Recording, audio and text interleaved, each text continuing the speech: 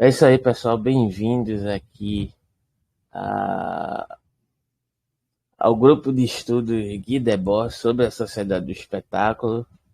A gente vai dar continuidade aqui à leitura do texto aqui. Houve uma quebra, né? Houve uma mudança aí de grupos de estudos.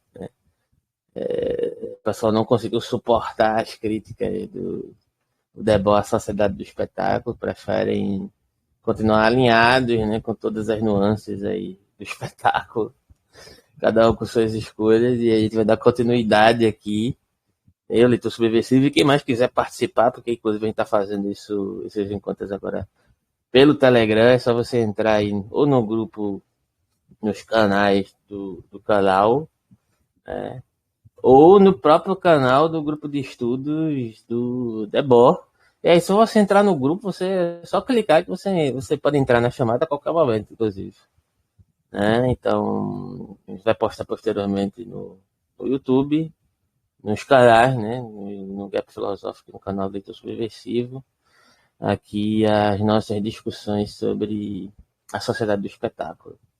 Eu passo a palavra se você quiser falar alguma coisa antes de começar a leitura, né? Lá no outro grupo, meio que a gente fazia assim, a gente lia o trecho, se bem que aqui tem um trecho, esse trecho é do Lukács, né? Ele vai falar um pouco sobre mercadoria, talvez seja interessante retomar algumas coisas sobre mercadoria, como essa questão da mercadoria relaciona-se com o Debord, porque por muitas vezes, aí eu já disse que não ia falar algo, ia passar a palavra, já comecei a falar, no final das contas, né? O pessoal reduz, de certa forma, a perspectiva da mercadoria do Debord como se fosse simplesmente uma mera reprodução do que o Marx disse. E não necessariamente, apesar dele se inspirar muito no Marx, né? Ele não se reduz a Marx. O diagnóstico do espetáculo é uma espécie de deslocamento, é uma espécie de exacerbação, né, da concepção da mercadoria que a gente vai entrar aqui hoje.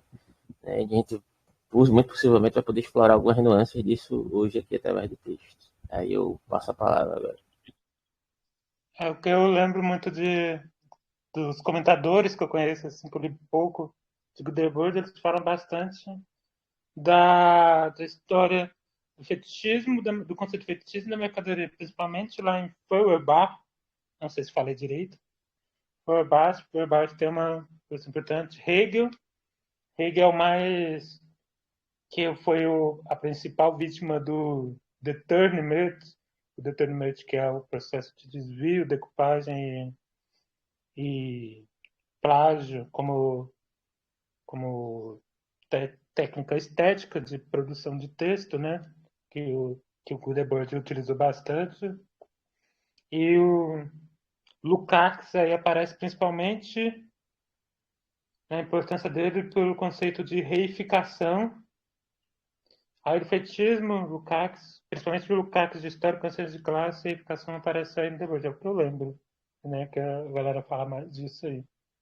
Aí quem estiver assistindo o vídeo aí, eu estou começando a juntar as revistas das sessões da Internacional Situacionista que surgiram, que existem em português, né?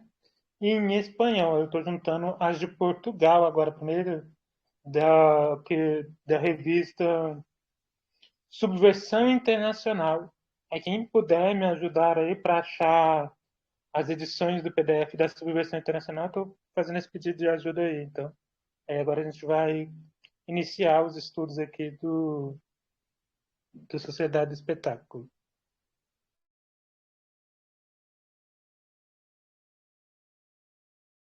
E aí, vai ler? O que é que eu leio?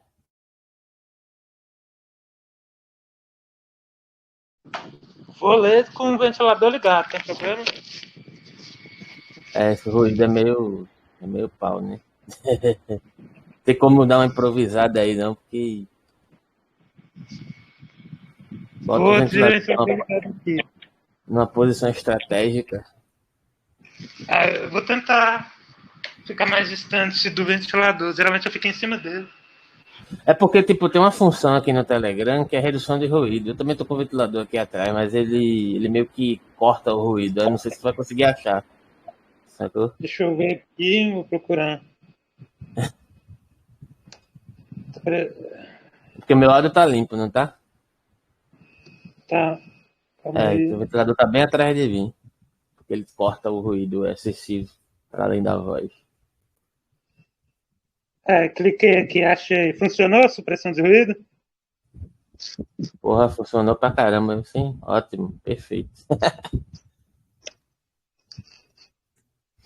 Agora, aumentando a tela aqui para mim e pronto. A mercadoria como espetáculo.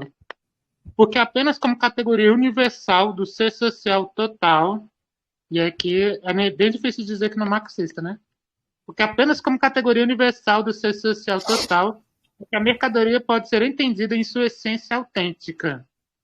Apenas nesse contexto, a reificação decorrente da relação mercantil adquire um significado decisivo, tanto para a evolução objetiva da sociedade, quanto para a atitude dos homens a seu respeito, para a submissão de sua consciência às formas nas quais essa reificação se expressa. Essa submissão cresce ainda mais porque, quanto mais aumentam a racionalização e a mecanização do processo de trabalho, tanto mais a atividade do trabalho perde seu caráter de atividade para tornar-se uma atitude contemplativa. É o processo que bastante recuperável lá no Capital, né? Agora é muito doido ver Lukács criticando uma espécie de racionalização da técnica, porque ele tem um livro inteiro criticando vários pensadores, né, por eles serem irracionalistas. Lógico que a justificativa dele é para uma espécie de racionalidade revolucionária, mas mesmo assim, entende? É curioso ver isso aqui, nesse movimento que ele faz aqui. É um verdadeiro malabarista, Lukács. Mas é isso, né? O Lukács vai ser importante, é um grande pensador, independentemente das minhas discordâncias com o Lukács, que são várias, principalmente quando ele usa o termo racionalidade para querer aplicar, digamos assim, para querer reverberar que Marx, de certa forma, se enquadraria nesse parâmetro de racionalidade que ele estabelece. Eu acho bem complicado, inclusive, para falar de praxis revolucionária, né? Mas é isso, ele tem escritos importantes, tem influências incontestáveis, tem ótimos livros, inclusive esse livro sobre estética que está saindo agora a tradução aí em alguma editora que eu não lembro qual, é muito filosoficamente aprofundado, é um livro que me interessa, é uma temática que poucos É o que foi fizeram. lançado agora? É o quê? É o que foi lançado agora? É o que está sendo lançado agora, porque são vários livros, né? Já Pela Boitempo. tem outras línguas e etc. Estão disponibilizados em PDF, mas estão traduzindo para português agora. Primeiro livro, digamos assim, que são, sei lá, parece que são 4 ou 5, um negócio assim. Quando É, der tempo ouvir a gente aí, dá uma patrocinada, envie os livros para o nosso endereço. Só solicitar o endereço aí nos comentários ou nas nossas redes sociais que a gente recebe os livros na maior boa vontade. exato. E assim, é um pensador de robustez, não dá para negar, né? Mas assim, tem muitos problemas assim, na minha visão de como ele percebe determinadas coisas, determinadas perspectivas conceituais, principalmente em relação ao marxismo, a Marx, e a outros pensadores que não se enquadram dentro do marxismo, né? Então, por exemplo, é uma tendência lucatiana, inclusive, uma questão que você falou aí em box, né, de rejeitar pensadores que não são interpretados como ortodoxos, né? Por exemplo, a rejeição a Foucault. É uma tendência dos lucatianos fazer isso também, né? Dizer assim, isso aqui não é ortodoxo, então não vale a pena ser lido porque Tem toca uma muito. amiga que ela fala que ela odeia lucatianos, porque ela fala que lucatianos são burros. Tem essa tendência aí, né, que eu disse, né? Eles são muito tendem a um certo dogmatismo que eles chamam de ortodoxia, que é meio complicado. Mas Mas eu enfim, acho que é uma maneira que tem não só entre lucasiano, mas na esquerda em geral, e aí é uma crítica tanto aos anarquistas quanto aos marxistas, de pegar uma crítica de segunda mão, feita pelo seu autor preferencial, a um outro autor, e definir como aquela crítica como se ela fosse a totalidade da expressão do pensamento daquele autor que está sendo criticado, né? mas nesse caso E eles reproduzem isso pelo é Cat. evidenciar essas coisas, né? Eu acho que Lukács é mais usado, que eu conheço até hoje, ele é mais usado para atacar Nietzsche. Tipo assim, para atacar uma figura fantasma de Nietzsche.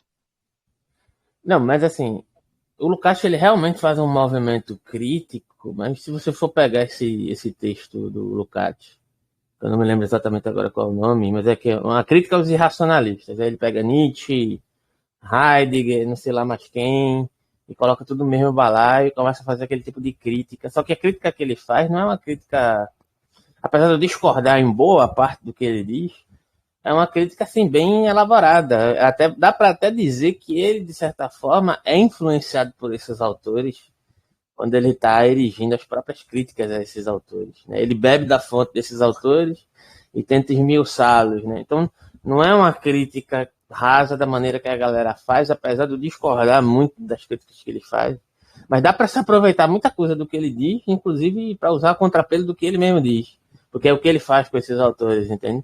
Então é como se ele bebesse da fonte do Nietzsche e utilizasse aquilo que ele bebeu da fonte do Nietzsche para, de certa forma, desconstruir o Nietzsche. Né? E a mesma coisa ele faz com Heidegger, né? E outros pensadores também, né? Que ele vai esmiuçando ali. Não vou lembrar todos agora, mas eu fiz até um vídeo sobre isso no canal. Né? Dá para você extrair alguma coisa que não seja só esse senso de rejeição com tudo aquilo que é diferente da perspectiva marxista lucatiana, entendeu? Mas aí a galera pega o recorte que interessa e generaliza, né? Enfim, essa é a questão, é como eu percebo, né? Pelo menos isso.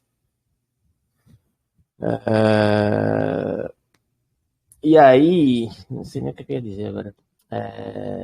A questão aqui, né? Aparece a questão da mercadoria, que é justamente o trecho onde a gente vai adentrar aqui na próxima leitura, que eu acho. Tá descendo. Eu acabei de ler a parte acima, não essa parte. Sim, mas aí a proposta é continuar a leitura, né? Ou não?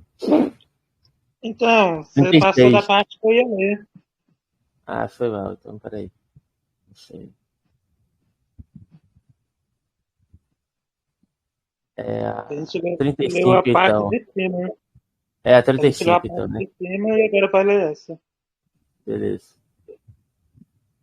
Por esse movimento essencial do espetáculo, que consiste em retomar nele tudo o que existia na atividade humana em estado fluido, para possuí-lo em estado coagulado, como coisas que se tornaram o valor exclusivo, em virtude da formulação pelo avesso do valor vivido, é que reconhecemos nossa velha inimiga, a qual sabe tão bem, à primeira vista, mostrar-se como algo trivial e fácil de compreender, mesmo sendo tão complexa e cheia de sutilezas metafísicas. A mercadoria. Então, vou tentar ler novamente aqui, por partes aqui, para gente falar um pouco dessa questão aqui da mercadoria. Por esse movimento essencial do espetáculo, que consiste em retomar nele tudo que existia da atividade humana em estado fluido, para possuí-lo em estado coagulado. Aí, de certa forma, a gente pode perceber que ele está desenvolvendo, né, o nome do trecho anterior, o espetáculo como separado, se eu não me engano. Deixa eu só conferir aqui o nome do título. Dá uma conferida aí para mim rápido aí no título. A separação consumada, exatamente. O primeiro trecho é a separação consumada, que ele vai tratar sobre vários aspectos da alienação, como é que ela aparece dentro da dinâmica do espetáculo, né? E uma das características dessa, digamos assim, dessa dinâmica do espetáculo é justamente essa espécie de universalização do separado, né? Que agora vai se dinamizar no contexto que ele está suscitando aqui, das especificidades da mercadoria. E aí quando ele diz aqui o que existia na atividade humana em estado fluido para possuir o estado coagulado como coisas que se tornaram valor exclusivo em virtude da formulação pelo avesso do valor vivido, né? Ou seja, retomar nele, no trecho inicial, né? Retomar nele tudo que existia na atividade humana em estado fluido para possuí-lo em estado coagulado, né? Ele está falando dessa coagulação que surge inicialmente aí da abordagem da espetacularização da alienação, que não é meramente uma simples separação, mas um tangenciamento daquilo que aparece como abstrato dentro da lógica do espetáculo, que tangencia as relações do modo geral. Lembrando que o espetáculo aqui é uma espécie digamos aqui também, né, uma espécie de contemplação da própria vida a partir de uma inserção na mediação das próprias imagens, como se as imagens fossem algo de concreto, apesar de que elas continuam sendo algo de concreto quando elas se estratificam nessa lógica do separado, né, enquanto processo da alienação disseminado universalmente como separado, né, uma espécie de unificação do separado, né, como a partir dessa espécie de mediação, e aqui já se suscita um diálogo de certa forma, com a perspectiva hegeliana, no sentido da subversão e da instrumentalização dessas questões, no sentido de que essas administrações das imagens, como aspectos persecutórios da realidade, na verdade, elas se tornam o parâmetro difusor e orientador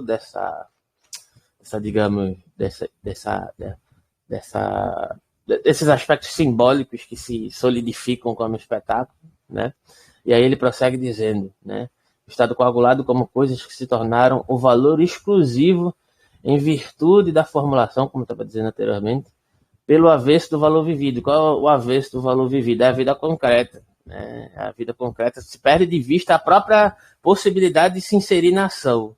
Né? Por exemplo, foi uma das questões que ele acabou de tratar, inclusive, nos textos finais do primeiro capítulo, né? Ele explicita mais especificamente o caráter da alienação ligado a essa impossibilidade da ação, né? Digamos assim, que é criada. A lógica espetacular é uma lógica meramente do assistir, né? E aí é uma questão que é muito interessante e que se relaciona até com outros textos que a gente vem lendo aqui, com o texto de Deleuze, com o texto até o Dark Deleuze, que ele meio que dá uma criticada nessa questão também, que é justamente quais são os aspectos possíveis de uma real subversão dentro de uma sociedade, e aqui no caso de Debord, espetacularizada. A gente sabe que Debord visava, de certa maneira, a abolição do espetáculo.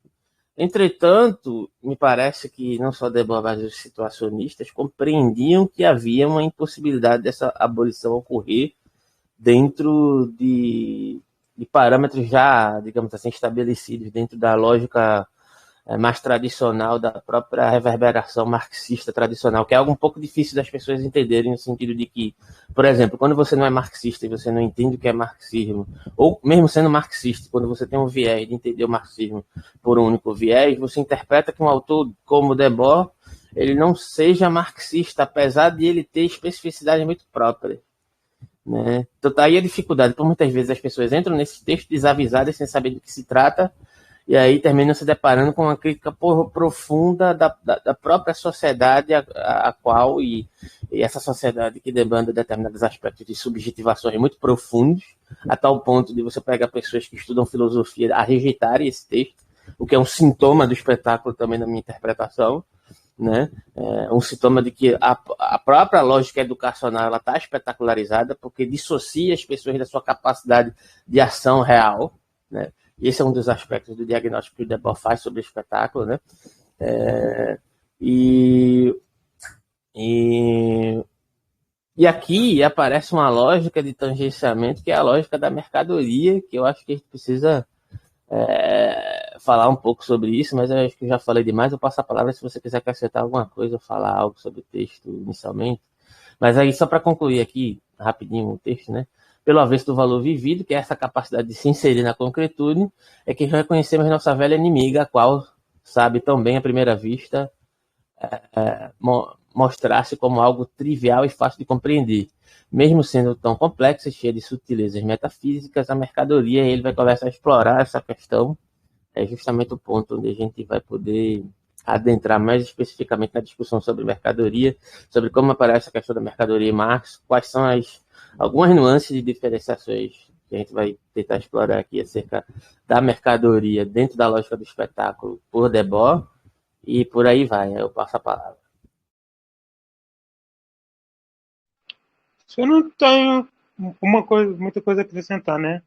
Sei que essa crítica do espetáculo aparece também no Best Back, né? E essa questão de como, de uma crítica e também de como agir para superar essa fase do espetáculo, o espetáculo, unicamente, né, que o Debord coloca, a única forma possível de superar o espetáculo é a superação do capitalismo. O capitalismo e o espetáculo é uma e mesma coisa, é meio uma tautologia que a gente acaba tendo que se fixar sobre essa parte do argumento.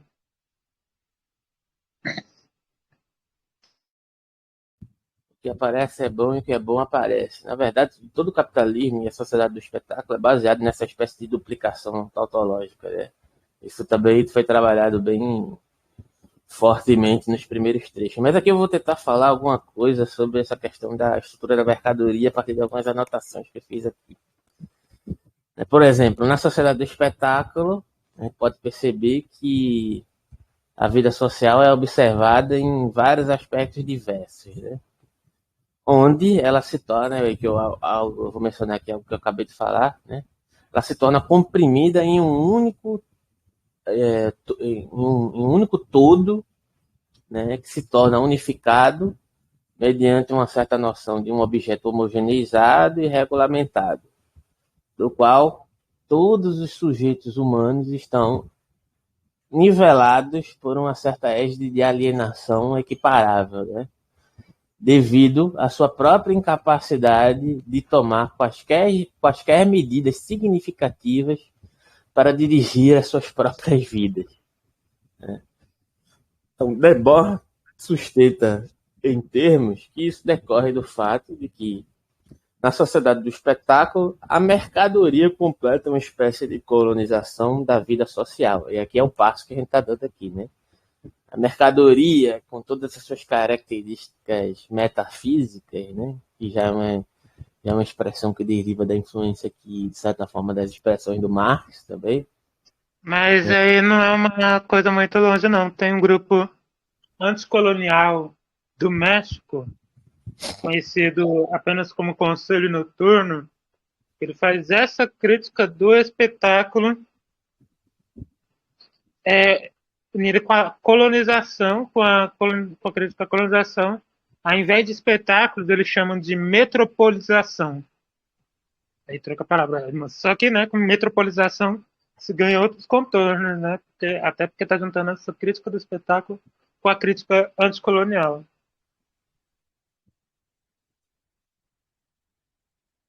Beleza. Voltando aqui para a questão do que eu estava elucidando aqui, né? Nesse sentido, a gente vai fazer uma comparação aqui a partir do Debord, relacionando com o que Marx entendia sobre a natureza e estrutura da forma mercadoria, né? Para poder a gente fazer a comparação aqui. Para Marx, uma entidade só pode ser uma mercadoria se for comercializada, né? Para que seja comercializada, deve ser desejável alguém que não seja o seu possuidor imediato. Deve logo, portanto, ser útil, em certo sentido, para potenciais compradores. Consequentemente, Marx sustenta que toda mercadoria tem o que ele chama de valor de uso, e isso corresponde a certas características qualitativas particulares da mercadoria. Por exemplo, o valor de uso de uma pá é que se pode cavar buracos com ela. Logo, a mercadoria também possui uma segunda dimensão, a do valor de troca. Isso surge da localização da mercadoria dentro de um sistema de troca de mercado e expressa o valor da mercadoria em relação ao de outras mercadorias. Por exemplo, o valor de troca de X, quantidade de espadas, corresponde à sua equivalência à quantidade de Y de chá ou Z de quantidade de ferro e assim por diante. Para Marx, o valor se expressa no valor de troca das mercadorias que são decorridas do trabalho envolvido na produção, né? Então, nesse sentido, não representa a quantidade de trabalho físico real gasto na produção, né, do próprio item em questão, mas sim a quantidade de tempo de trabalho socialmente necessário que este ato de produção representa, ou seja, a soma quantitativa do trabalho abstrato socialmente médio que seria necessário para ser gasto, em média, para produzir aquele item. Dados os atuais meios de produção, né, dentro do contexto. Então, o que está em causa aqui, na verdade, como já foi dito, não é a quantidade de trabalho físico real, né, mas antes a quantidade de tempo trabalhado e socialmente empregado que esse ato de produção representa. O valor da mercadoria, portanto, o valor que é expresso no valor de troca, tem como premissa a equivalência abstrata de todo o trabalho social. Aí você vê como isso, de certa forma, já vai se conectando com o que Debord falou anteriormente, quem pôde acompanhar as, as gravações anteriores, né, no sentido de que é necessário inverter a lógica do consumo, né? Em vez de consumir os processos das imagens do espetáculo como essa mera passividade, é necessário ou ocupar esse tempo, na verdade, com trabalho alienado, seria necessário consumir, mas consumir, na verdade, o tempo que nos é, digamos assim, que nos é alienado por conta da inserção na lógica dessa sociedade, né? Então, estou prosseguindo, né? O valor da mercadoria, portanto, é o valor expresso no seu valor de troca, que tem como premissa a equivalência abstrata de todo trabalho social. Então, essa equivalência abstrata só poderia surgir através da troca generalizada de diferentes tipos de trabalho.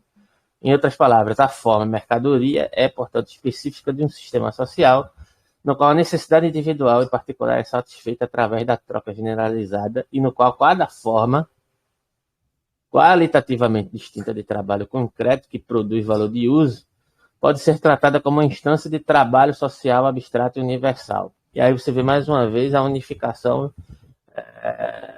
do separado como processo universalizante, né? No sentido aqui que já serve como inspiração a partir de Marx, né? Então, a particularidade qualitativa é inclusa e articulada por uma generalidade abstrata e quantitativa, né? Um ponto que tem relação direta com o tema das universalidades e da particularidade, né? Que vai aparecer em Debord. Então, uma frase de Marx aqui. Marx diz assim: a força de trabalho total na sociedade que se manifesta nos valores do mundo e das mercadorias conta aqui como uma massa homogênea de força de trabalho humana, embora composta por inúmeras unidades de força de trabalho. Marx coloca essa explicação da estrutura da mercadoria logo no início do Capital, porque via a estrutura básica da mercadoria como uma forma, digamos assim, celular da sociedade capitalista.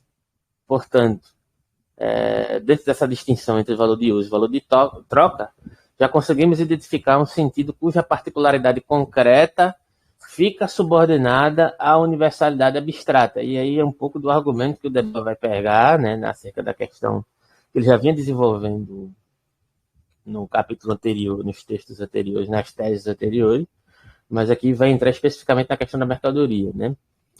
Então, a própria estrutura da mercadoria pressupõe uma sociedade na qual a atividade humana qualitativamente distinta, nesse contexto, lembrando a questão do trabalho concreto que produz esse valor de uso, seria necessário para fazer funcionar, na verdade, o trabalho abstrato e quantitativamente homogêneo. Ou seja, como o trabalho abstrato do valor de troca. Então, a subordinação, e aí é justamente o ponto que a gente acabou de falar aqui, a subordinação do concreto ao abstrato é, portanto, inerente à própria estrutura da mercadoria, né? Então, isso aqui é importante também aqui no contexto do Debord, né? A totalidade da sociedade, entendida aqui como moderna, é uma grande extrapolação da própria estrutura da mercadoria, que completa a colonização do cotidiano pela mercadoria, né? E trazendo à tona o seu conteúdo implícito, tornando a dominação do concreto pelo abstrato uma característica definidora do mundo moderno. Então, tem algumas questões aqui, eu vou comentar. Tem alguma questão aqui sobre a própria epígrafe do Lukács, que a gente acabou citando algumas questões aqui. Acho que é importante ressaltar também, a não ser que alguém tenha alguma coisa a comentar inicialmente, alguma pergunta, alguma questão, alguma colocação.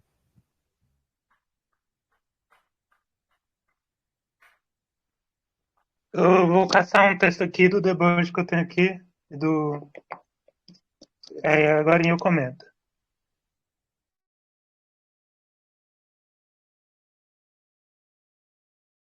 Tá, então eu vou continuar aqui comentando esse texto aqui, né? Essa epígrafe do Lukács, né? Então, a epígrafe do segundo capítulo, que é o capítulo que a gente acabou de entrar, da Sociedade do Espetáculo, é uma citação do texto que a gente viu aqui, né? A História e Consciência de Classe de Lukács, que diz o seguinte: a mercadoria só pode ser compreendida na sua essência, não distorcida, quando se torna a categoria universal da sociedade como um todo. Para Debord é precisamente isso que aconteceu na sociedade moderna. A essência não distorcida da mercadoria, seu princípio fundamental de regular o qualitativamente distinto através do quantitativamente abstrato, esse aqui é importante, né? Qualitativamente distinto através do quantitativamente abstrato, né? Tornou-se o paradigma central para a sociedade como um todo, né? Há, no entanto, uma nuance importante que a gente precisa destacar aqui, né? Como a gente pode verificar nos textos anteriores, o espetáculo não pode ser identificado de forma redutiva com o capitalismo. O espetáculo, como problemática geral, é muito mais antigo que a sociedade que o trouxe em plena expressão. Portanto, não é tanto o caso que o espetáculo seja uma extensão ou exclusivamente um derivado da forma mercadoria. Em vez disso, seria mais apropriado afirmar que a forma mercadoria, em virtude de sua estrutura, presta-se a uma instanciação particularmente aguda do espetáculo. Eu não sei se você consegue entender o argumento aqui. Eu sei que você acabou de dizer que o espetáculo é igual ao capitalismo, em certa medida é, sim, mas a questão aqui é que eu acho que eu usei esse exemplo em outros momentos. Acho que eu usei esse exemplo em vários outros momentos e vários outros grupos, porque a questão sempre termina, digamos assim, retornando. De certa forma que Debord está tratando aqui na sociedade de espetáculo também, essa chave de leitura, é uma questão que, por exemplo, a gente pode, um exemplo que eu utilizei aqui, né? A questão que é atribuída ao diálogo platônico entre Cópio e Monaco, por exemplo, Deleuze problematiza acerca de uma defesa do Nietzsche referente a determinadas colocações que generalizam a crítica como se o Nietzsche estivesse simplesmente renegando o mundo das ideias platônicas, né? Eu já falei isso algumas vezes, inclusive aqui no próprio grupo de estudo sobre Debord e em outros momentos. Mas o que Deleuze diz assim, basicamente é o seguinte: olha, no final das contas, o que Nietzsche está criticando não é necessariamente o mundo das ideias platônicas.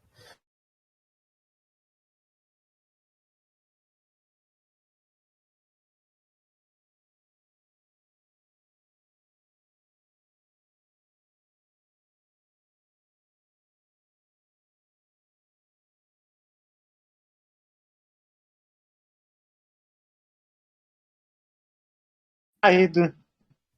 Não, começou a dar um estalo aqui, de repente a tela fechou sozinha, não sei porquê.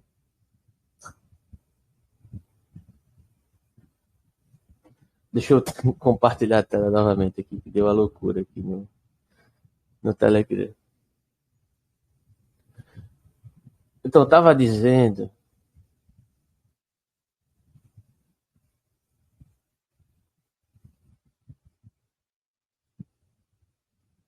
Rapaz, será que. Então, eu estava dizendo, no final das contas, que. Pronto, voltando ao exemplo de Deleuze, né? O que Deleuze está criticando ali, ou tentando colocar melhor a crítica do Nietzsche a Platão, é que o Nietzsche, na verdade, estaria criticando a maneira pelo qual o Platão estabelece uma forma de se aproximar das ideias a partir de um suposto conhecimento válido. E esse suposto conhecimento válido tem uma série de pressupostos que são construídos de acordo com certas engendrações políticas, certas formas de substanciar o próprio conhecimento a partir de determinados parâmetros, que está circunscrito num certo jogo de cultura que tem por premissa a disputa entre dois estabelecimentos que Platão estabelece como algo mais interessante para se aproximar dessa verdade ou se afastar dela mediante a noção de cópia e simulacro. E o que Deleuze diz que Nietzsche tenta contestar é justamente essa noção de cópia de Platão sendo mais adequada, porque a cópia, pelo menos, ela tem um certo senso de verdade para poder se aproximar da própria verdade, né? Sempre com uma possibilidade de aproximação e não necessariamente como um tangenciamento da verdade mesmo, né? Mas a cópia, em detrimento do simulacro, ela tem essa capacidade de aproximação, porque pelo menos ela demanda uma espécie de honestidade epistemológica, né? E aí, a partir de parâmetros bem estabelecidos, a partir de uma forma de construir conhecimento platônico, né? E aí, o que o Deleuze vai dizer é que, na verdade, o Nietzsche está dizendo que o Nietzsche defende a forma simulacral de produzir esses conhecimentos, que estaria muito alinhada com a noção de perspectivismo do Nietzsche, entendendo que as formas de conhecimento elas são conjecturais, situacionais, e que podem ser moldadas de acordo, inclusive, com o tipo de cultura que se estabelece dentro de certas disputas políticas, dentro de certas formas de se produzir cultura, de se afeccionar e de se estratificar dentro de um dado processo civilizatório, né? Mas Platão precisa demandar um discurso para criar uma certa perspectiva de legitimidade sobre o seu discurso filosófico, porque se ele der vazão para a questão do simulacro, no sentido de que Nietzsche estaria acusando aqui, né, toda e qualquer forma de fazer filosofia, na visão dele, seria válida. Então, existe uma disputa aqui entre cópia e simulacro dentro de formas de se produzir determinadas imagens do conhecimento. Aqui é que está o pulo do gato aqui da minha interpretação acerca da comparação com Debord, e com isso que foi dito aqui, né, acerca de que o espetáculo é algo que antecede o capitalismo, apesar de estar extremamente enraizado nele também, né? Me parece que há sempre, dentro de determinados contextos, a gente vai poder identificar isso até, por exemplo, o texto que a gente vai ler hoje mais tarde, Moisés e o monoteísmo de Freud. O que Freud está tratando lá também, quando ele diz que Moisés é um egípcio e que, de certa forma, a religião monoteísta cristã vai derivar do contexto egípcio, é justamente problematizar uma questão que pode ser entendida em termos por essa comparação. Porque, por exemplo, quando Freud diz, olha, na verdade existem muitos elementos da cultura egípcia que influenciaram, na verdade, o processo de internalização religiosa que culminou no desenvolvimento disso que a gente entende hoje como cristianismo. Aí você pergunta, mas como? Se as culturas, ou a cultura egípcia era tão diferente da perspectiva cristã? Aí ele diz, será que era tão diferente assim? Em determinados aspectos, me parece que existiam certas localizações ali dentro da cultura egípcia que pareciam cultivar algumas espécies de... Nessa questão aí, eu indico o livro A Origem Egípcia do Cristianismo. Eu lembro que o nome da autora começa com Lisa, aí o sobrenome dela eu não sei pronunciar.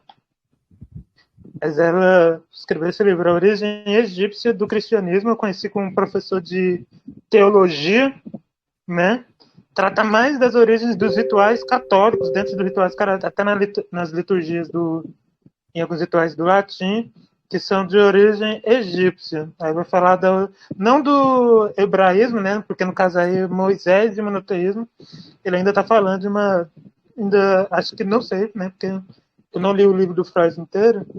Ele vai estar focando na influência egípcia lá nos hebreus, mas aí a Lisa, com sobrenome difícil aí, na origem egípcia do cristianismo, ela vai traçar alguns elementos que permanecem principalmente no catolicismo, né?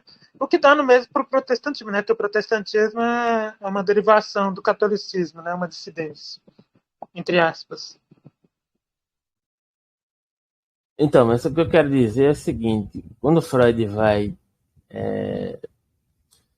fazer essa espécie de movimento, ele vai dizer, olha, na verdade, dentro da cultura egípcia, dentro de determinados contextos, você poderia identificar algumas tendências ali, ou certas manifestações que poderiam ser entendidas como espécies de monoteísmos ali, apesar da pluralidade que existia ali, né? Então, é justamente dentro desses contextos que vai influenciar, de certa forma, o argumento que Freud vai desenvolver ali, né, acerca de como o Moisés estava circunscrito nessa ebulição do contexto egípcio. O que é que eu estou querendo dizer com isso?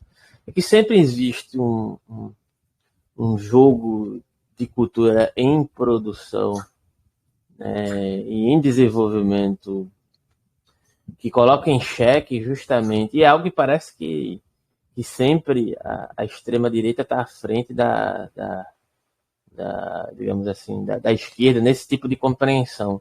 A disputa não é sobre uma espécie de legitimidade sobre a verdade, mas é como você constrói uma disputa acerca da instituição de determinadas imagens que tangenciam o concreto como orientação do concreto dentro de um sentido que pode ser subjetivador, se estratificar na cultura, se estratificar nos modos de relações econômicas, se estratificar inclusive na forma pela qual nós demandamos determinados sentimentos, inclusive, porque, tipo, no livro, na verdade, foi um livro editado a partir, se eu não me engano, dos comentários sobre a sociedade do espetáculo, né, que, na verdade, me esqueci agora o nome do livro, né?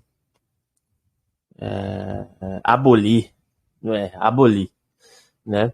Ele vai mencionar vai ser mencionado uma série de questões acerca, inclusive a partir da perspectiva religiosa cristã, que aí já tem um debate muito forte, muito grande, assim, com as origens da estratificação digamos assim, dos aspectos da democracia liberal, dos modos econômicos liberais a partir da Revolução Francesa, que vai trazer consigo, né, a partir da Revolução Francesa, que é entendida aqui majoritariamente como uma revolução burguesa, vai trazer consigo digamos assim, o apregoamento de certas concepções religiosas a partir de um sentido de abolição que vai institucionalizar esses paradigmas religiosos às suas avessas, exceto um contexto, inclusive a gente pode entender isso a partir dos 7 pecados capitais, inclusive. Que é, por exemplo, e aí a gente vai entrar, inclusive, na questão da mercadoria, né? E aí, pegando esse contexto religioso, dialogando com essa constante disputa pelo estabelecimento das imagens ou de determinados processos simbólicos que possam hegemonizar uma cultura e orientá-la materialmente, é nesse sentido, né? Eu não sei se eu me fiz entender do que eu estava querendo dizer, no sentido de que quando é dito que o espetáculo é o que antecede o próprio capitalismo, é nesse sentido, que sempre em todo e qualquer jogo cultural vai existir essa disputa sobre uma orientação das imagens dentro da realidade concreta, né? Há sempre uma espécie de tautologia em jogo e em disputa, né?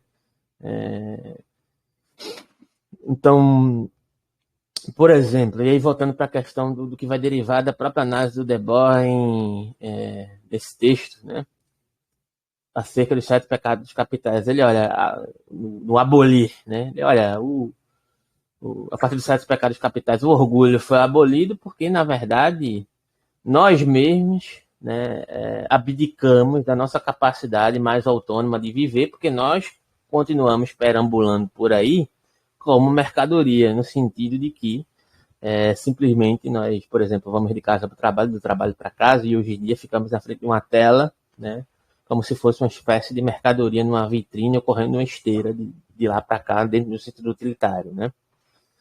A avareza deixou de existir porque nós não temos controle nenhum sobre o nosso dinheiro, né? Aí tem um contexto aqui no sentido de que ele faz a comparação da luxúria, e ele meio que confunde luxúria com desejo, no sentido de que ele diz que a luxúria deixa de existir porque há um extermínio das personalidades e dos próprios desejos, né? Porque é justamente o sentido de que nós perdemos o nosso senso de originalidade, no sentido de que nós deixamos de nos achar desejantes ou de desejar os nossos próprios corpos, no sentido original, né? Como se a gente tivesse que submeter os nossos corpos sempre a uma espécie de comparação. Aí entra até Spinoza aqui, né?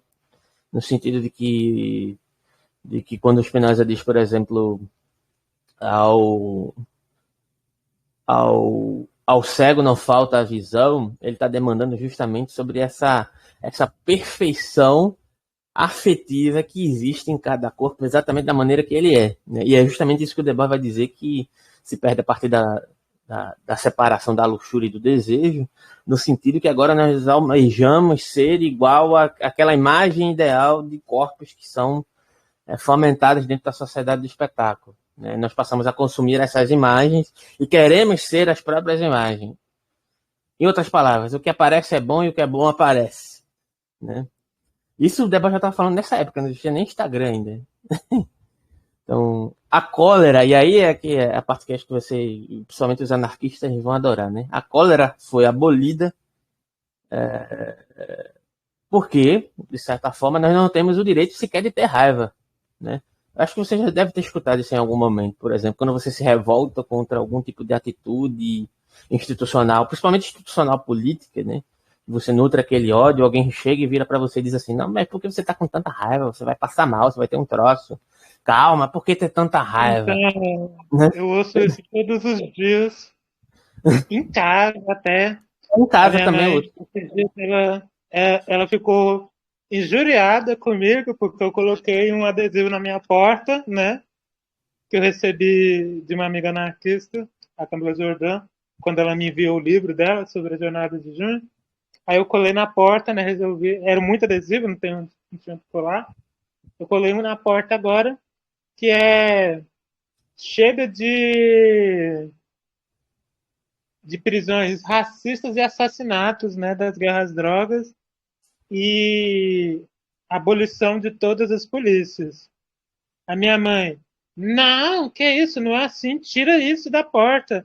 Isso é perigoso. Porque não é assim, Paulo Henrique. A gente tem que respeitar a autoridade. Eu sei que tem muito policial corrupto, mas já pensou se não houvesse polícia? A gente precisa de autoridade.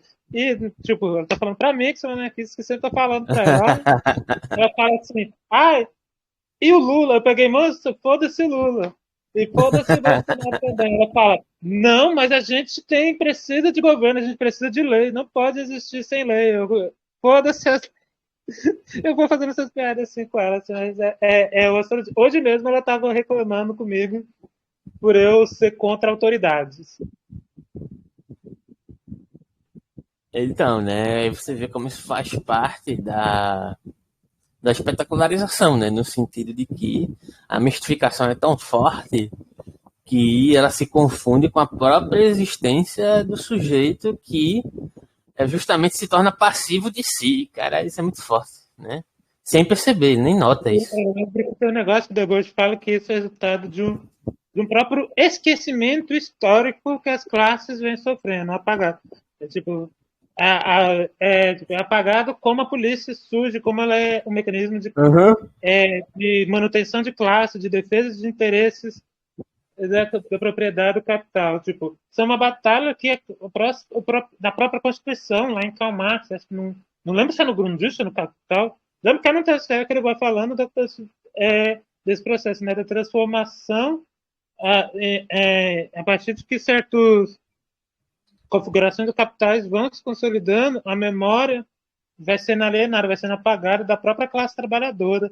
A Silvia Federici fala disso sobre a submissão do corpo da mulher e sobre a passagem do trabalho que tinha anterior ao pré-capitalismo ao trabalho, a consideração do trabalho assalariado ali no Talibã e a Bruxa. Estou falando dessa transformação, desse esquecimento que vai acontecendo da própria classe trabalhadora, da própria história, da luta que vai sendo operada nesse processo de consolidação, né? Mas desculpa interromper, pode continuar, Eva. Nada. Acho que acrescentou aqui. E aí, não vou nem falar do processo eleitoral, né? Porque faz parte dessa questão, né? A própria revolta essa revolta. Eu escuto isso direto também, viu?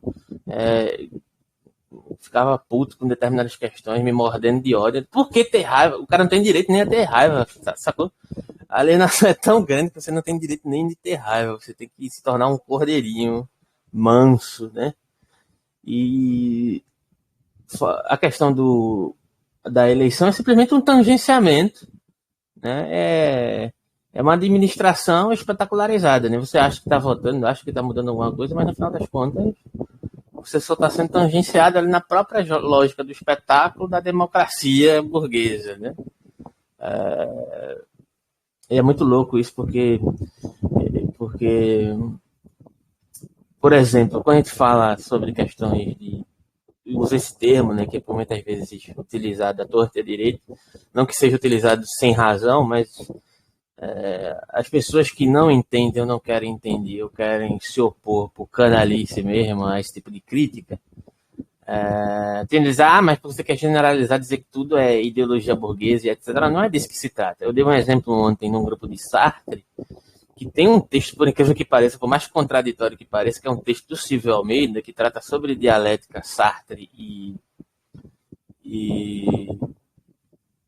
questões ligadas à problematização do direito como um aspecto formal mistificado, porque o direito também é parte do espetáculo, né? E aí, se eu não me engano, tem até uma entrevista, acho que é sob influência de uma jurista que ela tem uma tese, na verdade tem uma tese, utilizando a teoria situacionista como problematizadora do direito, inclusive. Eu me esqueci o nome dessa pesquisadora aqui. Depois eu pesquiso e coloco lá no grupo. Eu sei quem ela é. Ela foi orientando a aluna do Anditinha Souza Matos, aquele lá do livro de biopolítica que você leu uma vez na Lab do Deleuze. Mas esqueci o nome dela também, que é advogada. Ela tem uma tese que é muito interessante, eu não li a tese dela ainda, mas pelo menos eu vi ela falando em algum momento, que ela utiliza justamente as abordagens situacionistas como uma espécie de desmistificação do direito, e é uma via possível também isso, né? Eu acho que é total compatível, né? Depois eu vou pesquisar a tese dela para dar uma lida. Mas, assim, a partir do livro do Silvio Almeida, que é o nosso ministro espetacularizado, né? Ele aborda uma questão que é muito interessante, né? Que é, por exemplo, eu abordei assim parcialmente, porque lógico que tem uma série de questões, mas isso foi suscitado a partir do diálogo que a gente estava tendo a partir do texto do Sartre. Vê como a gente estava discutindo fenomenologia, a gente foi parar em institucionalidade supostamente democrática a partir das normativas do direito, e essa necessidade de autoridade que foi citada pela sua mãe aí, né? Por exemplo, o que ele diz é o seguinte, o que a gente poderia dizer acerca do que ele diz é o seguinte, né? E a gente vai até a Nietzsche aqui, inclusive, né? Porque o Nietzsche ele faz essa crítica também, a ideia de retribuição demandada por um suposto direito equitativo, né? No sentido de que a justiça, enquanto essa coisa essencializada, ela, no final das contas, ela não existe. Mas ela não existe não é porque eu não quero que ela não exista, é simplesmente porque eu estou acusando-a de ser burguesa. Mas é que a própria possibilidade de retribuição e compensar um dano causado, ela não é possível, né? E aí, problematizando a partir da própria questão que o Nietzsche traz, né, onde se duplica, ou, em outras palavras melhores, onde se confunde a ação, né, com a sua causa, né, no sentido de afecção. É uma coisa que o próprio Kelsen vai tentar ressignificar entre uma discussão entre o Nietzsche e o Kant e dizer assim, olha, na verdade, o argumento do Kelsen é muito próximo do argumento da sua mãe, no seguinte sentido, que ele vai dizer, olha, na verdade é o seguinte, de fato não existe uma justificativa natural para esse sentido de justiça e de correspondência dentro de um sentido de subjetivação da ação que possa demandar esse sentido de responsabilidade. Entretanto, dentro dessa zona abstrata que foi criada como processo civilizatório e social, existe um gap, existe uma lacuna, né, que precisa ser instituída uma série de normativas para orientação e uma responsabilização que esteja circunscrita nessa zona cognitiva que vai demandar os processos normativos e institucionais acerca do direito, que precisa demandar um sentido de responsabilidade, não enquanto causalidade ou como uma correspondência inequívoca de uma compensação por um dano anterior causado, como uma espécie de legislação da vingança, mas como uma espécie de zona pura do direito, no sentido kantiano mesmo, é uma zona cognitiva que eu possa operar dentro do sentido institucional, que possa organizar utilitariamente a sua sociedade. Né? E aí entra a questão do Sartre lá na transcendência do ego, que vai demandar justamente o seguinte sentido. Esse sujeito abstrato que se vende como um ego centrado, subjetivo, que responde a essa demanda cognitiva, que pode ser interpretada dentro de um sentido universalizante orientado à utilidade, ele perde de vista, na verdade, a própria transcendência do ego no sentido imanente. O ego se transfigura de acordo com as relações sociais que são instituídas e que formulam-no.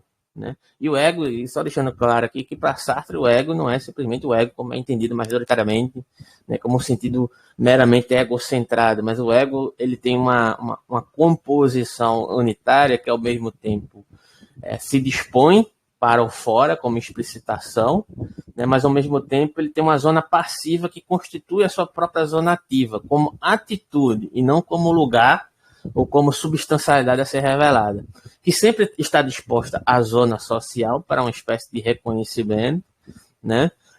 Entretanto, ele é constituído em conjunto com esses construtos sociais, ou seja, em outras palavras, todo processo de subjetivação ele depende do contexto social que, digamos assim, se circunscreve em determinada época. Então, se o contexto social ele é institucional, a própria institucionalidade constituída e desenvolvida dentro de uma concepção de cultura, né, ela forma, de certa maneira, uma certa relação desse ego a partir do contexto social.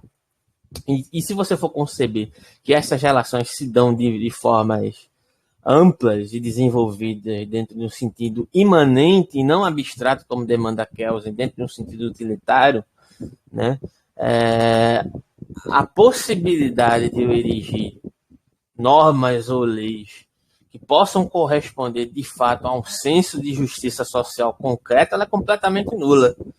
A concretude aqui não está em jogo, a concretude das relações não está em jogo dentro do sentido das normas jurídicas e de leis institucionais. O que está em jogo aqui é uma mera instituição de uma imagem abstrata como orientação dessa zona concreta social que deve ser subserviente a ela. Né? Então, dentro do contexto do Sartre, a partir da perspectiva do ego e dentro da compreensão do que eu disse sobre o Nietzsche, sobre o Kelsen, conectando com o Debord, eu acho que a questão situacionista ela pode transitar por esses aspectos também, é que o direito, no final das contas, é uma mistificação. Né? Então, é uma mistificação que se justifica por conta de uma espécie de orientação de uma imagem sobreposta que é instituída pelas classes dominantes. E aí é que entra a justificativa a partir de todo esse exame, toda essa contextualização epistemológica que é muito mais profunda, mas que dá indícios desse subjugar dentro de uma concepção espetacularizante das próprias instituições, né, que promovem, no final das contas, essa espécie de movimento passivo da sociedade referente às suas próprias vidas.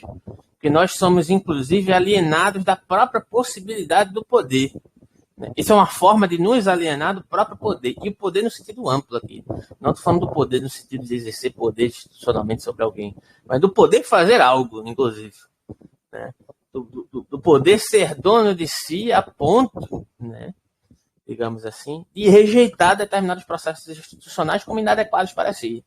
Né? Então você percebe que tem uma série de dispositivos que atuam dentro dessa lógica, que também é a lógica do espetáculo, né?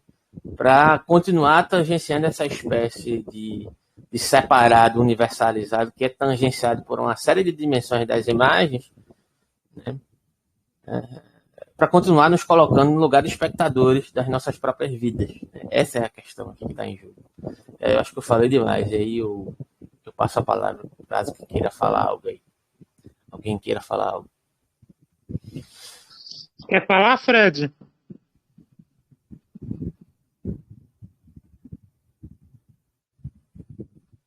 Acho que não. Queria só citar por causa que eu tinha falado lá atrás, né? Sobre o uso, sobre a fusão do conceito da sociedade do espetáculo com a crítica pós-colonial, anticolonial do Conselho Noturno. Aí eu vou ler aqui um trecho deles que eu mencionei que eles utilizam o termo metropolização. Aí eu acho que lendo aqui vocês vão conseguir formar alguns paralelos com a teoria os paralelos mais evidentes, calma aí, com a teoria do espetáculo. Aí você me interrompeu, Alberto, se achar que não tem nada a ver. No importante ensaio de 1903, A Metrópole e a Vida Mental, George Simmel inaugurou uma das primeiras reflexões de uma disciplina que apenas anos depois viria a se chamar Sociologia Urbana. Desde a década de 1870 até aquele ano, Simmel viu como a população da cidade de Berlim quadruplicara, um crescimento que favoreceu para que esta se convertesse no principal foco de atividade econômica da Alemanha e do resto do mundo. No lugar da típica análise sociológica de causas e consequências que a forma metrópole traria para a organização social, Simmel levou a cabo um estudo surpreendente por se dirigir ao nível da psique dos indivíduos que formam e participam do tecido metropolitano, estudando a evolução das sensibilidades e as modificações nas representações do mundo. O intelectualismo a respeito de cada fragmento da vida é o primeiro traço que Simmel destaca da nova subjetividade metropolitana, intelectualismo que consiste numa medição constante e natural dos tempos, que é um dos temas que caros a Guy Debord também, né, o texto. A metrópole implicaria, assim, em primeiro lugar, a formação de um hábito de pensamento bastante particular que se estende por todo o tecido social como mecanismo imunológico da própria metrópole. O que subjaz a essas medições é que, se não se efetuassem, por exemplo, no conjunto do sistema de transportes, levariam a que a vida econômica de Berlim colapsasse em menos de uma hora. A metrópole requer do homem, enquanto criatura que discerne, uma quantidade de consciência diferente daquela que lhe extrai a vida rural. A atitude casual está tão obviamente interrelacionada com a economia do dinheiro dominante na metrópole que ninguém pode dizer se a mentalidade intelectualizante promoveu a economia monetária ou se, ao contrário, foi essa última que determinou a mentalidade intelectualizante. O tipo de vida metropolitano é, certamente, o solo mais fértil para essa reciprocidade entre economia e mentalidade. A metrópole seria, assim, em primeiro lugar, uma zona de absoluta indiferenciação entre fenômenos espontâneos e as mais ritualizadas práticas econômicas, em que toda forma de socialização coincide, paradoxalmente, já observava Simmel, com a mais metódica dissociação. Que haja milhões de átomos aglomerados sobre a metrópole, isso não significa em absoluto que se suscitem milhões de encontros entre eles. Pregando salve-se quem puder, todos e cada um se fazem valer dos seus meios para ganhar a sua existência, participando de maneira individual e indiferente da mesma atividade social que os demais. Eu considero que praticamente isso daqui é o que o Debord está falando em Sociedade do Espetáculo também. Não sei se vocês discordam ou concordam. Os economistas assinalavam anos antes Marx nos Grundis, expressam este feito da seguinte forma: cada um prossegue o seu interesse privado e só o seu interesse privado. E, desse modo, aí ele está falando do fenômeno da separação, né, que o Debord também fala, né? Interesse privado. Desse modo, sem sabê-lo, serve o interesse privado de todos o interesse geral, que também aparece em Max Stirner lá no Único e a Propriedade, mas sem remeter à metrópole, à reprodução sobre a arquitetura e sem colonização, obviamente, no pensamento de Max Stirner. Mas parece também com a crítica que ele faz ao liberalismo existencial ali do iluminismo. A validade dessa afirmação não está no fato de que, perseguindo cada um o seu interesse privado, se alcança a totalidade dos interesses privados, ou seja, o interesse geral. A partir desta frase abstrata, poderíamos melhor dizer que isso daqui ainda é o Marx no Grundis sendo citado, tá? A partir desta frase abstrata, poderíamos melhor dizer que cada um põe reciprocamente obstáculos à realização do interesse do outro, de tal modo que, em vez de uma afirmação geral, deste belo omnio contra omnes, guerra de todos contra todos, resulta, melhor dizendo, uma negação geral. Aí fecha a citação do Marx. Nas existências metropolitanas, o que predomina são modelos distantes de socialização sem convívio, experimentados, por exemplo, no interior de um vagão do metrô, onde não cabe nem mais um corpo, ou a céu aberto no fluxo de peões que caminham ombro a ombro, evitando estorvar-se. Sentir-se sozinho no meio de milhões é uma situação paradoxal que só esta formação social, se é que podemos continuar a pensar como sociedade um sistema cibernético baseado em feedbacks, programas e a completa indiferenciação entre os seus subsistemas imunes e o seu funcionamento geral, pode chegar a massificar até tal extremo.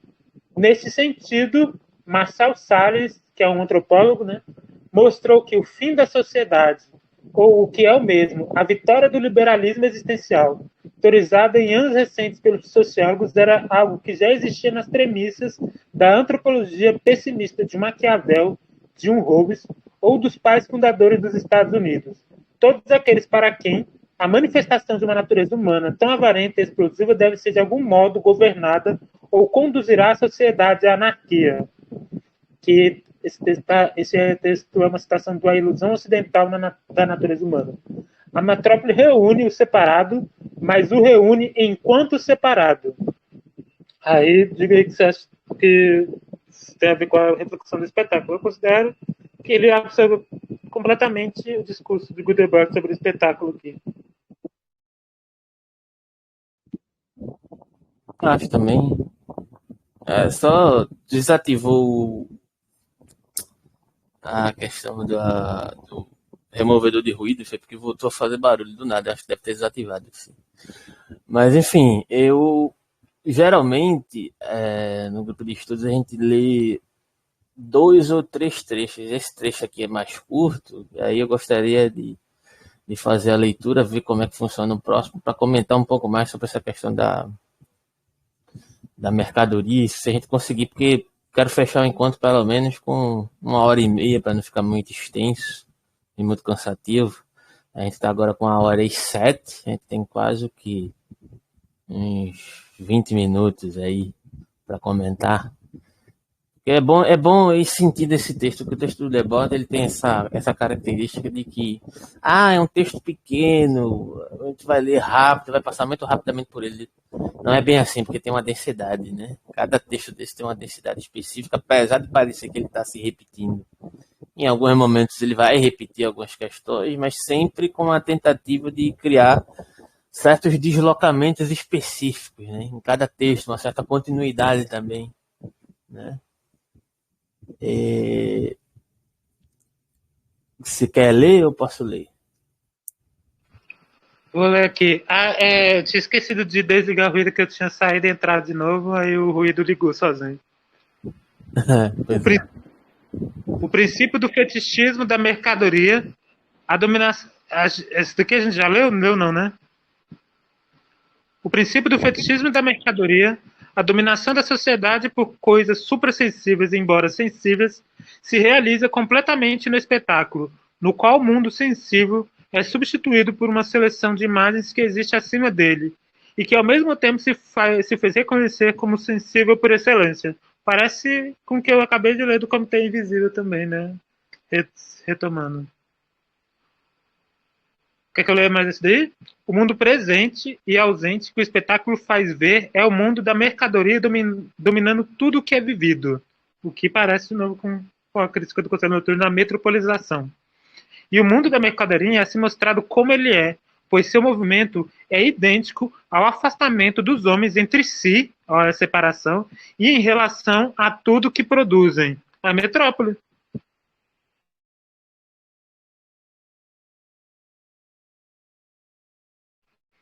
A tão evidente perda da qualidade em todos os níveis dos objetos que a linguagem espetacular utiliza e das atitudes que ela ordena apenas traduz o caráter fundamental da produção real que afasta a realidade.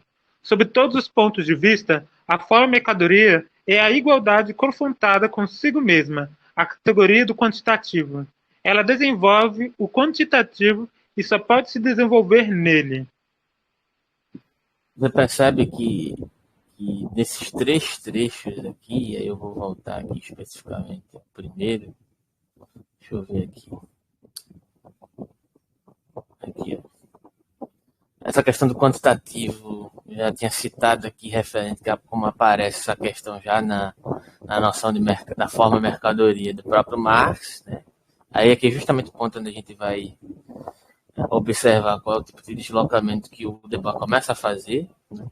Aqui no 37 ele fala sobre a questão mundo presente e ausente que o espetáculo faz ver é o mundo da mercadoria dominando tudo que é vivido. E o mundo da mercadoria é assim mostrado como ele é, pois seu movimento é idêntico ao afastamento dos homens entre si e a tudo que produzem. Né? E no 36, a questão, eu acho que casou o 36 justamente com aquela questão da espécie de disputa das imagens, né? Que eu falei que faz parte do jogo cultural, político, psicológico e afins, né? Que antecede, inclusive, o próprio capitalismo, e é o tipo de argumento que foi desenvolvido aqui, que essa lógica espetacularizante, apesar dela estar arraigada completamente no capitalismo, ela não é exclusiva dele, porque me parece que há uma espécie de disputa sobre a hierarquização a partir de certas imagens, no sentido de orientação social, que nos permeia desde de outros contextos culturais. Né? Eu vou comentar aqui algumas questões sobre a questão do desenvolvimento da mercadoria relacionada aqui com esses textos, né? Esses três textos. E aí, continuando o que eu estava falando sobre a parte do Lukács, né? A parte do texto que o Lukács, né, coloca, é a realização absoluta da forma mercadoria dentro desses aspectos e indícios que o Debord está desenvolvendo aqui. Né? Então, partindo do pressuposto que a sociedade do espetáculo, ou o espetáculo, ele não pode ser redutivo apenas ao capitalismo, né? Podemos afirmar, inclusive, como eu disse anteriormente, que a própria forma mercadoria, em virtude dessa estrutura, ela se presta a uma espécie de instanciação, uma espécie de agenciamento, né, particularmente exacerbado dentro do contexto do espetáculo. É isso que o debate está dizendo aqui. Né? Ou, em outras palavras, a forma mercadoria constitui uma espécie de intensificação da problemática essencial do espetáculo. Né? Em outras palavras, como você disse, a separação da agência coletiva de uma comunidade, ou seja, da agência livre, da possibilidade de agir de fato, concretamente, que se relaciona com todas aquelas questões que a gente disse anteriormente, né? Por exemplo, fazendo uma inversão interpretativa de como se reverbera a questão dos 7 pecados capitais dentro da lógica do espetáculo, a partir de uma institucionalização da religiosidade, que só mantém... Eu esqueci até de dizer o último, na verdade. Só é mantido um dos pecados capitais, no final das contas, que é a inveja, porque a inveja, ela tangencia, de certa forma, segundo a lógica do Debord, né? Ela tangencia, de certa forma, essa busca e essa inserção inequívoca dentro da lógica das imagens do espetáculo. Né?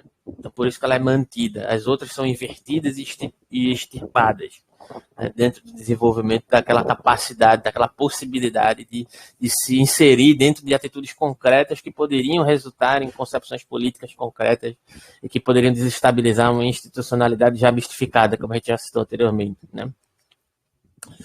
Então, de certa forma, é a questão da agência livre, da possibilidade de ação concreta, que é alienada aqui também. Né? A separação não é só a separação entre os homens, mas é a separação de si, da sua própria capacidade de agir. Né? E a consequente privação dessa capacidade, dessa possibilidade comunitária, para uma vida coletiva e autodeterminada devido à universalização desse potencial dentro de construções que reificam e congelam o poder coletivo em formas de comércio fixo, né, que demanda sobre os seus produtores. Ou como Debord destaca na própria Sociedade do Espetáculo, se eu não me engano, esse trecho é o 61, eu salvei aqui esse trecho, mas tá como 61 aqui, mas eu não tenho certeza não, depois vocês conferem. E aí que ele diz assim: no movimento essencial do espetáculo, que consiste em retomar tudo que existia na atividade humana em estado fluido, de modo a possuí-lo em um estado congelado, como coisas que se tornaram valor exclusivo por sua formulação negativa do valor vivido, reconhecemos nosso velho inimigo, a mercadoria. Né? Acho que foi o texto que a gente acabou de ler, na verdade, esse, né? Foi o texto que a gente acabou de ler. Tá como 61, acho que é a página. Né? Então, aí é que é o ponto, né? Aí é que é o ponto, no final das contas, né? Apesar de parecer que o Debord, nesse contexto, ele está apenas replicando o diagnóstico acerca da mercadoria que já foi elaborado por Marx no início desse encontro, que a gente tangenciou alguns aspectos dessa questão da mercadoria tangenciada por Marx, né? No final das contas, tem sempre um aspecto mais delicado que o Debord está mobilizando, né? Debord, na verdade, estaria identificando o espetáculo a partir de um certo sentido de uma espécie de prisão histórica. E aí ressoa com o que você acabou de falar aqui, acho que em outros momentos, na verdade. Que apresentaria a mercadoria como uma espécie de nuance dessa problemática mais ampla, né? Que seria justamente algo que eu citei anteriormente aqui também, é que a colonização da sociedade moderna pela mercadoria trouxe à tona a problemática do espetáculo, né, lançando o velho inimigo, a própria mercadoria, sobre o novo âmbito. Né? Então, tem alguns outros discursos do Debord, né, que podem lançar luz sobre esse tipo de afirmação que foi feita aqui agora. Onde ele diz o seguinte: é um escrito, né, de um discurso feito no aniversário de People's Paper. Né? Eu não sei se você conhece essa instituição, porque dentro dessas perspectivas históricas não é muito a minha praia no contexto do Debord.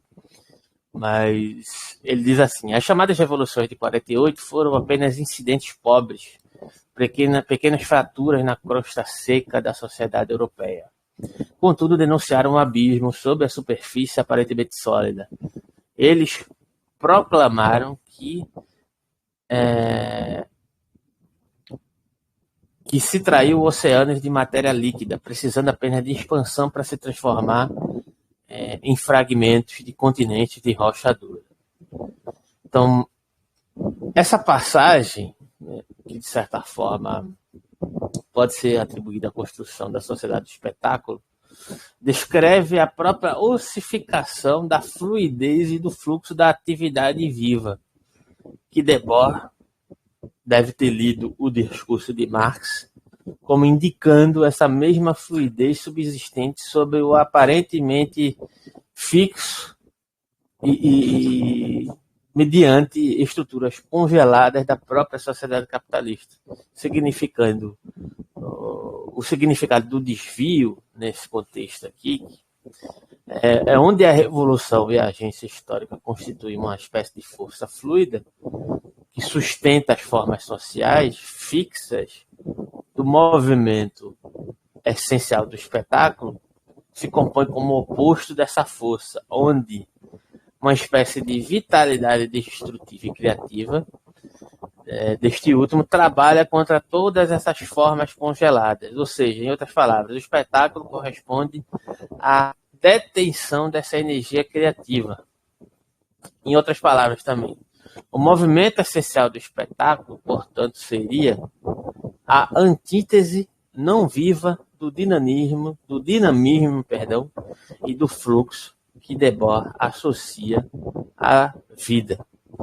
Logo, por consequência, quando Debord afirma que nós podemos reconhecer no movimento essencial do espetáculo a natureza do velho inimigo, a mercadoria, o que Debord está indicando é que realmente a mercadoria agora se revela na sociedade moderna como um produto primário, como um momento, como uma característica do espetáculo. Isso significa, então, que a revolução moderna precisaria se reconfigurar ou refigurar a sua antiga e familiar luta contra o capital e a mercadoria, e assim poderia ver esta última concepção como uma componente chave da nova e mais ampla luta contra o espetáculo. Isso também significa que não basta apenas reconhecer a mercadoria nestes termos. Além disso, temos outras questões, como, por exemplo, a religião, a burocracia, o poder representativo, e, na verdade, todos os outros fenômenos que Debord, internacional situacionista, associaram ao espetáculo, que também precisam ser vistos como facetas desse problema mais amplo, como construções que ditam parâmetros de ação e interação socialmente válidas, que ressoa justamente com o que você acabou de falar, inclusive como as institucionalidades se tornam subjetivadas, né, dentro da construção das construções individuais, né? E que canalizam assim a atividade social para a sua reprodução contínua, né? Ou seja, mais uma vez, a universalidade que mantém junto tudo aquilo que é separado. Separado dentro do sentido individualizado, dentro da lógica do espetáculo, mas universalizado dentro dessas práticas institucionais, a partir da burocracia, da religião, do poder representativo, né? Todas essas questões são aspectos, né, da manutenção dessa universalidade do separado.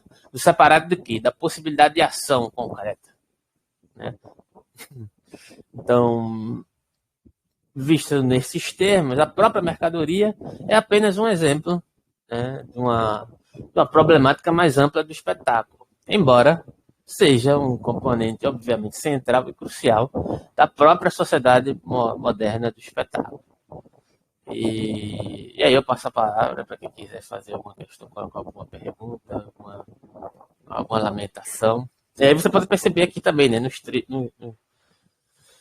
nos próprios textos, né, esse movimento, né? O princípio do fetichismo da mercadoria, a dominação da sociedade por coisas suprassensíveis, embora sensíveis, se realiza completamente no espetáculo, no qual o mundo sensível é substituído por uma seleção de imagens que existe acima dele e que ao mesmo tempo se fez reconhecer como o sensível por excelência, né? Ou seja, a questão, isso aqui conecta muito mais com o que eu falei no sentido da administração das imagens como essa espécie de tautologia que orienta a materialidade, né, dentro de toda a conjectura cultural ampla que pode ser feita a partir disso, né? Mas aqui no 37 ele já desdobra, né? O mundo presente e ausente que o espetáculo faz ver é o mundo da mercadoria dominando tudo que é vivido, e o mundo da mercadoria é assim mostrado como ele é, pois seu movimento é idêntico ao afastamento dos homens entre si e a relação que tudo produzem, né? O afastamento entre si é o afastamento referente à sua capacidade de produção, o afastamento referente à sua capacidade de ação, o afastamento referente à sua capacidade de se afastar da hegemonização espetacular que age através das instituições dominantes, né? E o 38, acho que a gente não leu esse. A gente leu esse, não, né? Acho que não. A perda é tão evidente da qualidade em todos os níveis dos objetos que a linguagem espetacular utiliza e das atitudes que ela ordena, apenas traduz o caráter fundamental da produção real que afasta a realidade.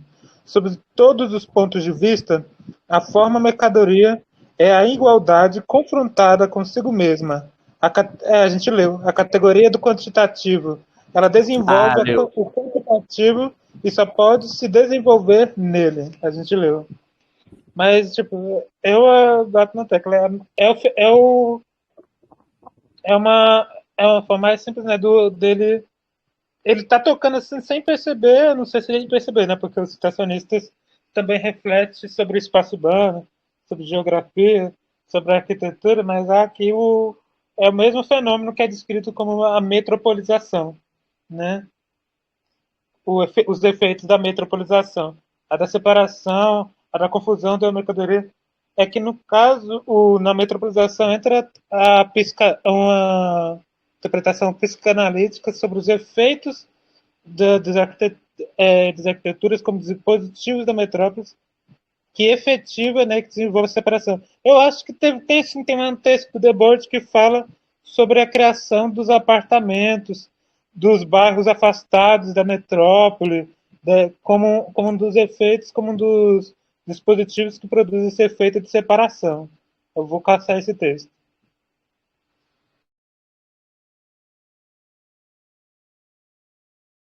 Na verdade, isso aí tem a ver com o próprio contexto da psicogeografia que habitava uma série de contestações. Eu acho que se relaciona com essa questão que você está falando aí da metropolização, porque era um ponto de combate, por exemplo, tinha um Mas, órgão. tipo, tem uma tipo, a gentrificação, né? Que tem esse efeito de expulsar os moradores de um bairro. E a gentrificação é feita de duas formas, né? Tanto pela especulação imobiliária, quanto pelas táticas de reapropriação de desocupação, apropriação de terra, a construção de, de, de sabe o Vale do Silício, de transformar, ou então o que a galera do colonialismo digital e da crítica hacktivista está tentando falar agora, da fabricalização da cidade, tudo isso se relaciona com o, até mesmo como o Debord fala da sociedade, do espetáculo integrado, né? 100% integrado. A esse efeito aí que tudo se relaciona nessa crítica, que é a mesma coisa na crítica anticolonial da metropolização, né? Que eles também pegam Fernandes, né? Na situação colonial, a metrópole é o estado, é a cidade de colonização. Portugal, Europa, é a metrópole, em contrapartida às colônias. Só que o colonialismo, na continuidade, mesmo após a independência, transforma até mesmo a colônia em metrópole.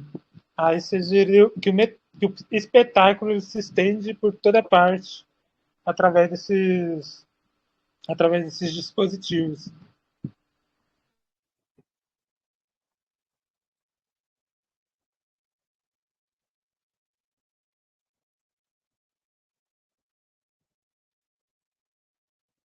Então, o que eu ia dizer é que tem uma nuance, né? Eu não vou lembrar exatamente qual era o órgão específico que os situacionistas defrontavam, mas eu tenho isso anotado, eu até postei, se eu não me engano, que era justamente a distribuição geográfica a partir dessas concepções de arquitetura e também a partir do diálogo da arquitetura com a sociologia da época. E hoje em dia não é muito diferente, não, porque se você for investigar a história da sociologia dentro das influências, dentro da concepção da arquitetura, né, as trocas e os desenvolvimentos políticos eles são amplos, inclusive, né, a partir de interesses, inclusive, ligados a certos aspectos políticos.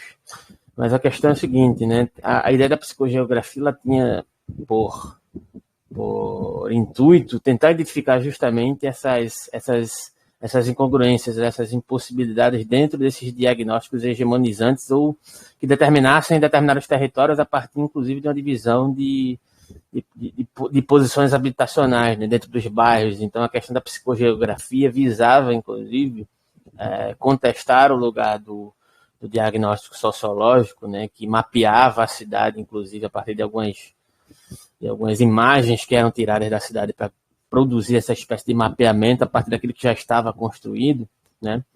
E a psicogeografia ela visava justamente tentar observar essas possibilidades de perfurações entre as cidades, entre essas delimitações, para tentar produzir alguns aspectos localizados de subversões, inclusive, né? A partir simplesmente de uma espécie de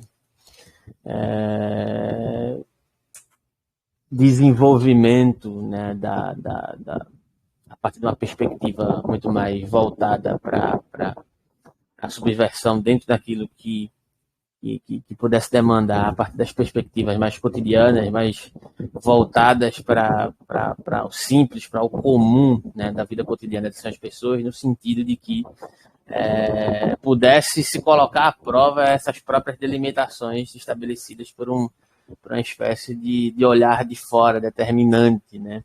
um olhar geográfico de fora que pudesse determinar, inclusive, as limitações dos bairros entre classes, entre povos, entre determinados territórios que se delimitavam não só pela própria concepção da geografia, mas por uma espécie de mística que habita justamente a vivência dessas pessoas dentro desse contexto social, né? E aí delegado justamente a localização aí na França, onde era vivenciado essas questões mais especificamente, né? Como essas espécies de delimitações mistificadas, fomentadas pela lógica do espetáculo baseado na arquitetura e no próprio olhar do sociólogo como especialista do diagnóstico social, que reiterava determinadas mistificações.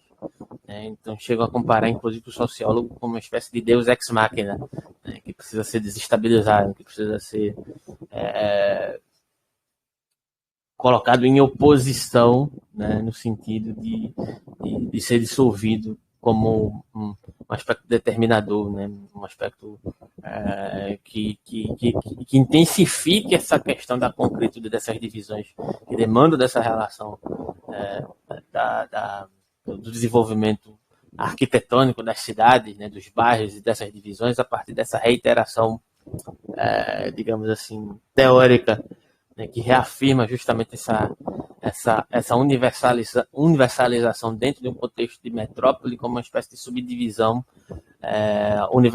universalizada e, ao mesmo tempo, que mantém essa espécie de separação a partir do modo como se constroem e se dividem as cidades metodologicamente ou concretamente, a partir da perspectiva da arquitetura.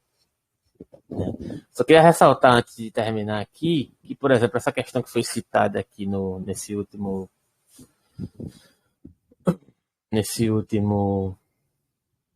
parágrafo, né, quantitativo, né, a forma mercadoria é a igualdade confrontada consigo mesma, a categoria do quantitativo, e desenvolve o quantitativo e só pode se desenvolver nele, está ligado justamente ao que a inspiração dele no texto inicial da epígrafe do prefácio do Lukács, né, quando ele fala que a mercadoria não pode ser compreendida na sua essência, né, e para Debord é precisamente isso que acontece na perspectiva da sociedade moderna nos seguintes termos: a essência não distorcida da mercadoria, seu princípio fundamental de regular o qualitativamente distinto através do quantitativamente abstrato, torna-se o paradigma central para a sociedade como um todo. E aí, parafraseando algumas coisas que a gente disse anteriormente, apesar da questão da mercadoria não ser igual à problemática geral, ela é fator fundamental e ela tem essa característica de, a partir dos paradigmas da mistificação complexa, amplamente metafísica da mercadoria, que orienta as perspectivas materiais, né? Uma característica variante da separação universalizada é justamente essa espécie de regulação que mantém o que é qualitativamente distinto enquanto uma possibilidade autônoma, inclusive podendo entender aqui, inclusive a vida dos trabalhadores dentro da lógica do trabalho abstrato que produz as mercadorias, demandando essa espécie de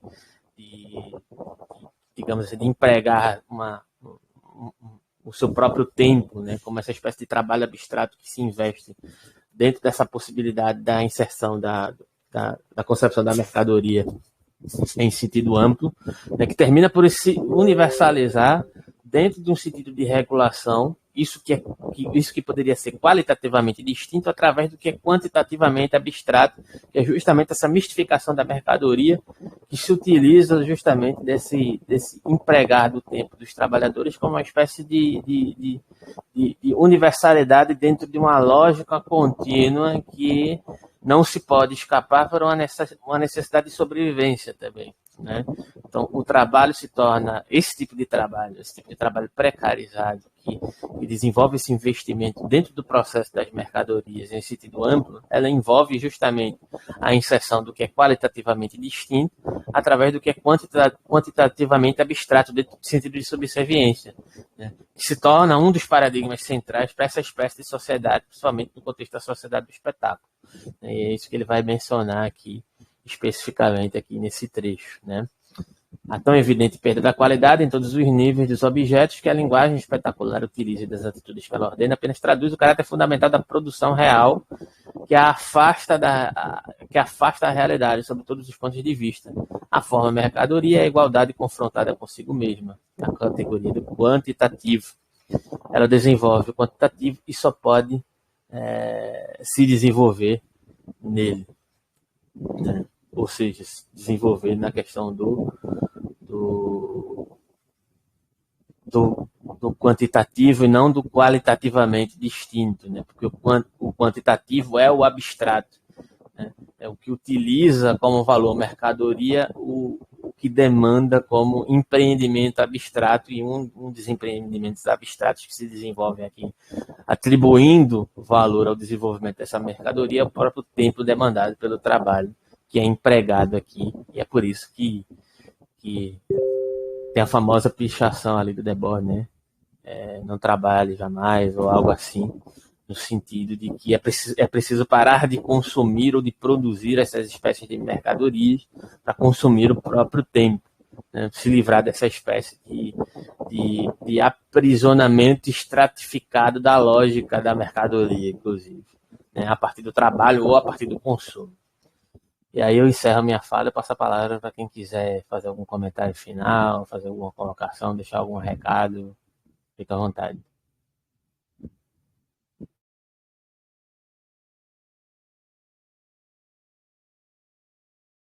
Por enquanto eu tô sem palavras. Foi muito bom o encontro aí, gente. Sem palavras é ótimo. E para tu ativou de novo aí o ruído. Fred, alguém mais? Então é isso, pessoal. Valeu. Até a próxima. Espero que a gente continue melhorando aqui as discussões aqui sobre a sociedade do espetáculo. E falou.